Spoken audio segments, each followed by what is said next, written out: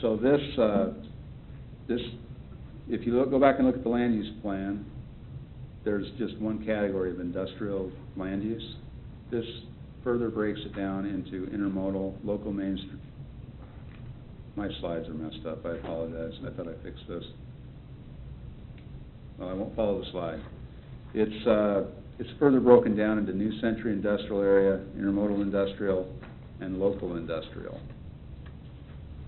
And there are policy recommendations for each.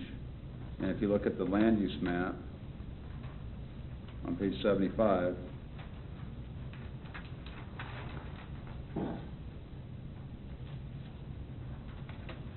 so the intermodal related industrial, that's, I guess an example of that would be a large distribution warehouse where there'd be a lot of truck traffic. New Century is probably fairly similar to that.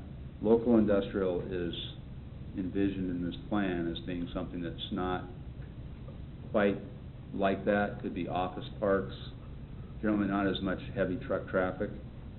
And so when you look at this plan, those industrial uses that would accommodate large trucks or generate large truck traffic tend to be located at the city's edges and close to the interstates or close to highways at the city's edges. The local industrial is located in older industrial areas, or in some cases not necessarily older industrial areas, but in areas that are where heavy truck traffic would be more of a concern, such as at Waverly and US 56 by the airport.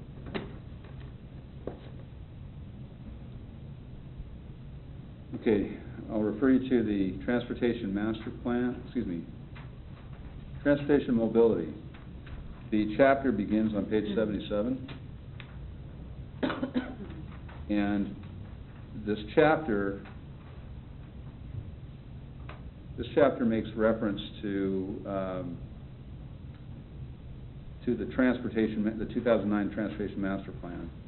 So if we didn't have a 2009 Transportation Master Plan, this chapter would be much longer than it is, but it doesn't need to cover that in a lot of detail because it can reference that plan. One thing that the plan recognizes is that there's a need to update the 2009 Transportation Master Plan. So if you look at page 79, which is the transportation plan, the transportation plan notes the new streets. The new streets are shown in dashed lines. Some cases most cases these are collectors. I don't know, there's actually one arterial that's noted in a dashed line. It also includes projected traffic counts. So if you look at, if you can find Main Street, also US 56, just east of Center Street, the traffic count is projected as 33,920. Current traffic count, I believe, is around 14. So that gives you some idea of how the traffic might increase and the need to do something about it. That's also addressed in this chapter. What do we do about Main Street? So if something that's been talked about, it was something identified in the Southwest Johnson County Area Plan that was finished last year. That was focused around the influence of the intermodal.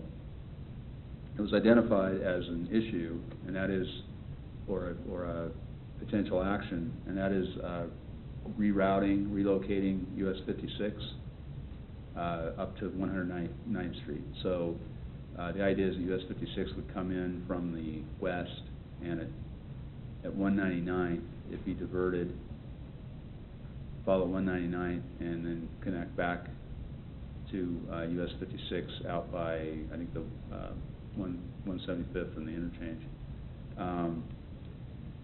That's not the only way you can deal with Main Street.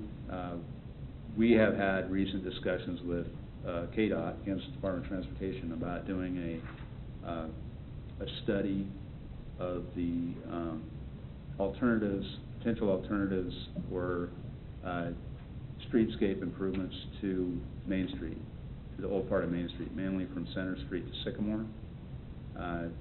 as a way of enhancing pedestrian access, making it more friendly to pedestrians, also potentially providing more parking options for people, even potentially looking at angled parking on Main Street. I think would be pretty hard to achieve. But ways of calming the traffic, getting people to slow down, getting people to look at downtown as a destination and not just something to drive through.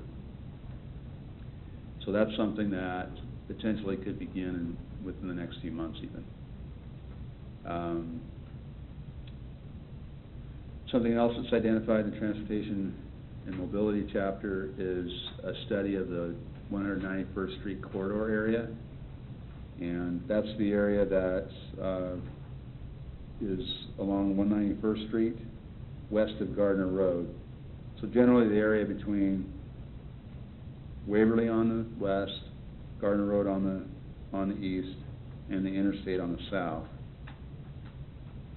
Looking at that area and looking at the road network that's required to serve it, given the anticipated land uses and some of the issues involved down there, and exploring potentially to what extent do these roads, should they or should they not provide access to the intermodal. Bike, ped, and transit. This chapter identifies a complete streets policy on page 87. Complete streets is just kind of a jargony kind of word for providing streets that are not just for cars, but are for multiple modes, like bikes, pedestrians. That's referring to. Safe Routes to School is a program that's providing access or providing, kind of the title says it all, the name says it all, Safe Routes to Schools for kids live close to schools. If you look at the bike and ped plan on page 89,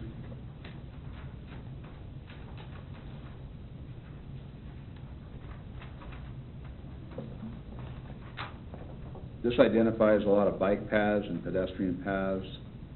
A lot of the routes were taken right out of the Parks Master Plan. The Parks Master Plan really addresses that.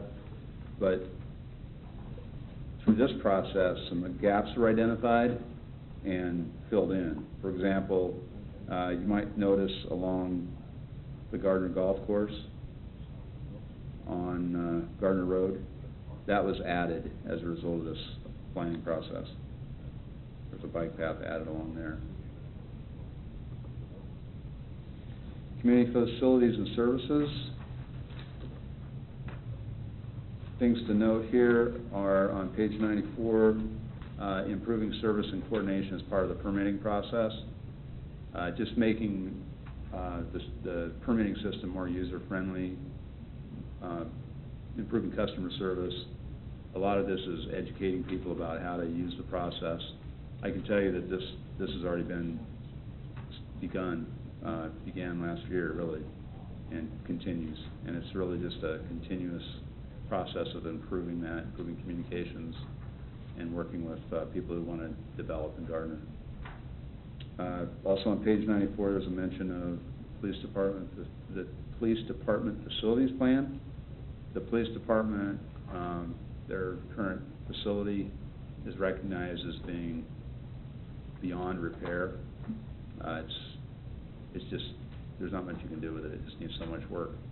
So this plan recognizes that we would do a plan to better understand what the facility needs are, potential location, how large it needs to be, that type of thing. Johnson County Fairgrounds on page 96. One thing that came out of the process was the need to really look at the fairgrounds and to see if it's even appropriate that it be located there. Could it be located somewhere else? Would that be a better used by some other use? A less dramatic approach would be to look at how it can be improved, or how you could have add facilities that could be used more year-round. For example, it's long been recognized in the Parks Master Plan, and it's recognized in here, the need